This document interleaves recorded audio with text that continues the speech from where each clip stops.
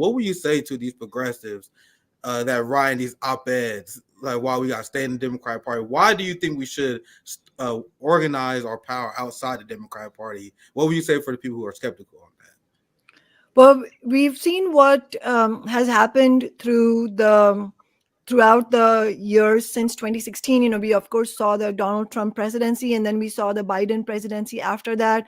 And if you and there's a very important thread of analysis to draw from this, which touches on the clip that you just played as well. The completely ahistorical position that some liberal leaders have, that if you want to defeat Donald Trump, then you shouldn't be running. The left shouldn't be running an alternative candidate. We should be putting all our energies into electing Biden, which it's completely ahistorical, and it is devoid of actual analysis, because it's not understanding the thread of logic that if we did delve into it, and we should if we're serious, shows you that the rise in right populism, the rise in Trumpism, and the opening that has been created for Trump's agenda very much leads us right back into what the Democratic Party leadership has created.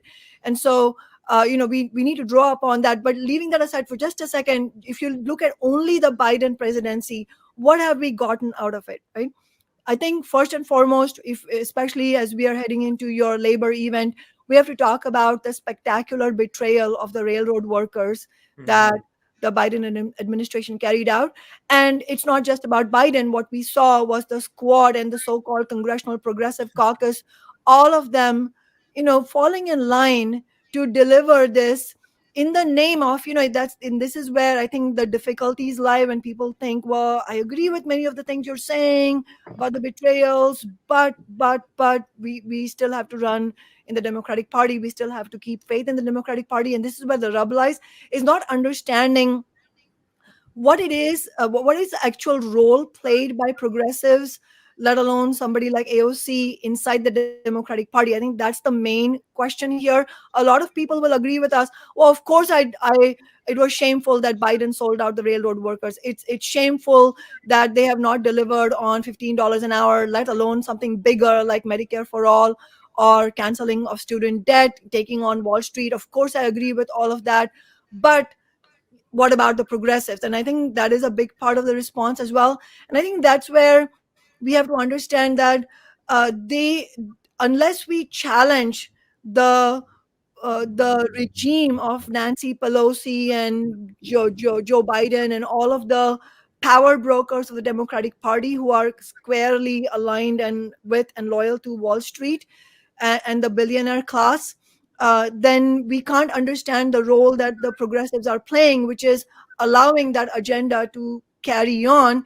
And what we've seen in the last 4 or 5 years is, for example, as a New York Magazine article said just 2 days ago, that AOC, what she has demonstrated is a half-decade progress, or unfortunately regress, from being an outsider to an establishment insider. I mean, I'm paraphrasing, those are not the exact words they used. But this is the point, that what we've seen over and over again is the channeling of the progressive agenda at the altar of the Democratic Party's real goal in objective in existence, which is to maintain the status quo in the interests of the ruling elite. And so if we keep doing that again and again, it is going to have the same results again and again and again. And so after 2 times of the Bernie agenda of really having a political revolution against the billionaire class, after a twice demise of that agenda inside the Democratic establishment, inside the Democratic Party, I think it makes sense for us to just step outside of that and really have a serious progress towards building a political organization, alternative political organization for the working class. Not only are they not challenging the power centers of the Democratic Party, they voted for King Jeffries as well. So they're voting for the people who are have the power and have the will to destroy their own movement. And CJ, I want to get you in here. I'll pass it to you, but I want to get Kshama's reaction to this, because you did great coverage on this yesterday, CJ. And you mentioned this as well, Shama. You have this is the article I was quoting exactly. Yeah, AOC is just a regular old Democrat now, and I think DSA should expel her. DSA has been extremely weak on the strike breaking Democrats, the same way that climate activists are being weak on the biggest eco terrorist of all time, Joe Biden, after he blew up the Nord Stream pipeline. So I take offense because it seems like you guys don't believe in what you're saying. I believe in what I say, but when their actions show they do not. Anything you want to add regarding this article? Because it's even bad when you have. I don't know Freddie personally, so I don't want to smear him. But even when you got more establishment types that is writing stuff like they're baffled by how much AOC is sold out. Did that surprise you? Let me insert a question for you here to kind of to cultivate a question that you're getting to for Kshama. For sure. What do you think, or do you think articles like this indicate? What do you think it indicates for the progressive Democrat narrative that we are seeing articles like this written in sort of corporate-owned media? What is your take on that? We're even seeing this at all, even though this critique has been around. Yeah, you're I think you're getting to something that even I was thinking about ever since I read that article. And then of course there was another article in Current Affairs about this as well, which actually mentioned the work we've done in Seattle, Socialist Alternative, which is a very rare thing. Corporate media, not that the article is from corporate media, but corporate media almost never wants to acknowledge the things we've done. And you're also spot on that the corporate media and the mainstream media does not actually want to acknowledge the things that the left, or at least the sections of the left, have been talking about. So the very fact, as you're saying, the very fact that this article has been published and it's taking up the points in a fairly honest manner itself shows you that there is a whole section of radicalizing young people, especially among the working class, among just ordinary people who are also starting to see this. So when you see articles like this, it's not like they are leading the way. In my view, these articles are not leading the way. They are reflecting a big part of the consciousness that is developing. So that itself is a very important point that you're helping to draw out, because if the left misses that, then it is, and that mistake has happened over and over again. If you don't have your finger on the pulse of consciousness, then you end up squandering opportunities that exist because you don't even see that they exist in the first place. And that's not to be simplistic in any way. Nobody is saying that this is everybody who ever had faith in AOC that's breaking with her. Everybody who was felt played by the Democratic Party is now abandoning the Democratic Party. No, in fact, we will see a big wave of lesser evilism most likely next year as well. But what is our job as those who feel like we have some leadership to offer on the left? Our job is to understand the various trends in consciousness among the working class in America and see where are the opportunities to provide leadership. And so when we say we need to break from the Democratic Party, that the AOC experience, the squad experience shows that it's not working, that they have also engaged in betrayals, giving cover for Biden, that when we say that, we're not imagining, like I'm not imagining that every person who's listening to me agrees with everything I'm saying, but it is our job nonetheless to show the way, and that's what we're doing.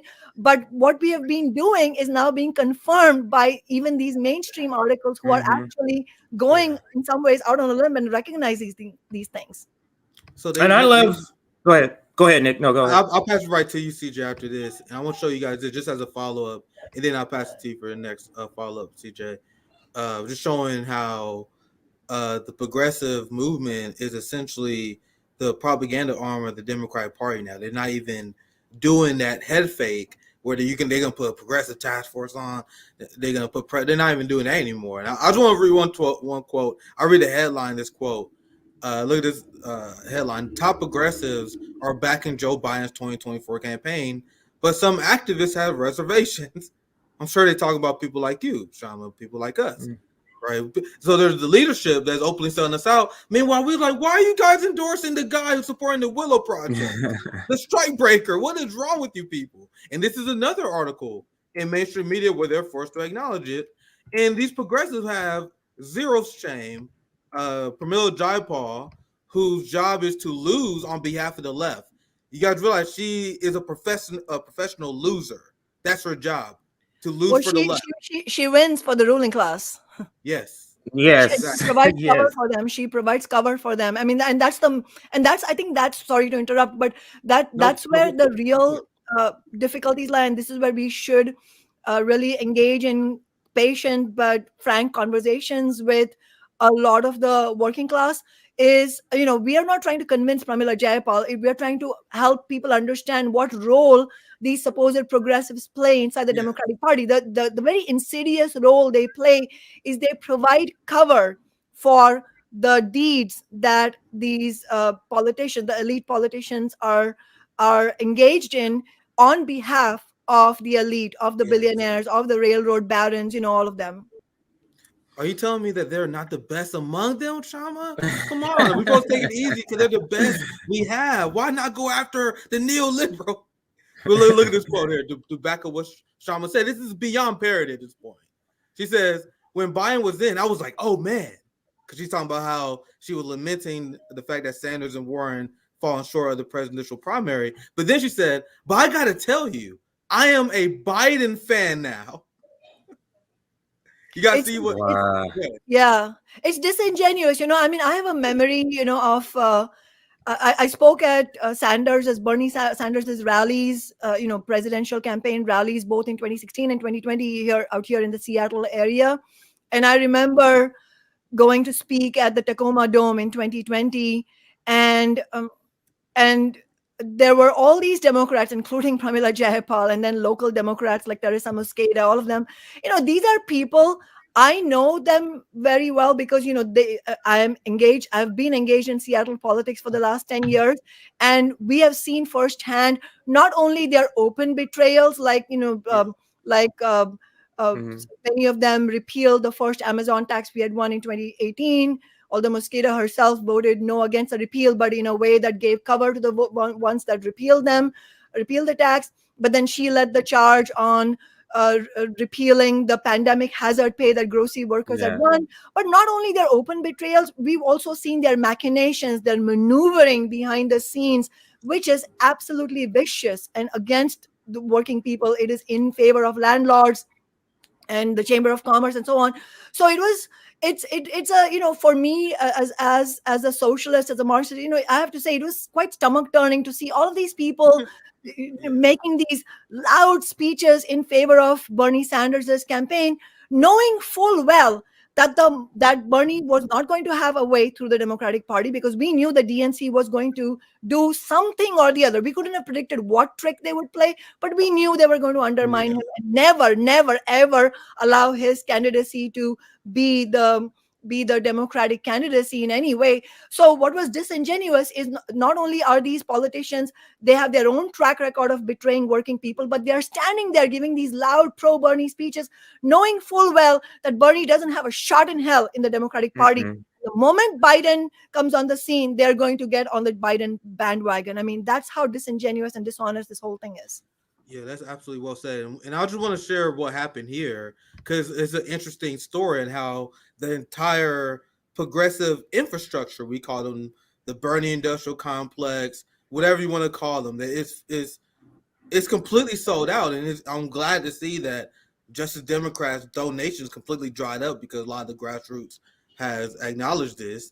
But listen to this, because I'm not too familiar with Netroots. And if anyone want to fill me in the comments or otherwise, let me know. But the Netroots Nation, they held progressive events, and even to the point, and they mentioned here in the article, where they actually booed Nancy Pelosi in 2016, and they had Black Lives Matter protesters disrupted a presidential forum. So the idea is that this was a Bernie movement, progressive style forum, usually. Now check this out. It says President Biden was seeming a natural fit for the activists at Netroots Nation, an annual gathering of progressives that was created to harness the online rage over the George W. Bush administration.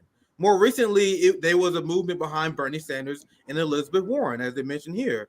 But then they mentioned how you had Pramila Jayapal, a lot of progressives, who was explaining how they like Biden and became almost like a pro-Biden prep rally. Because when she said that she's a Biden fan, you know how we recoiled in disgust? When she said it, there was a bunch of cheers at this quote-unquote progressive conference. So you have the entire progressive infrastructure that essentially become Democratic Party cheerleaders, and they completely retreated in the struggle ever since Donald Trump has ended. And now this go to our thesis, and I'll pass to CJ, that the Democratic Party is where movements go to die.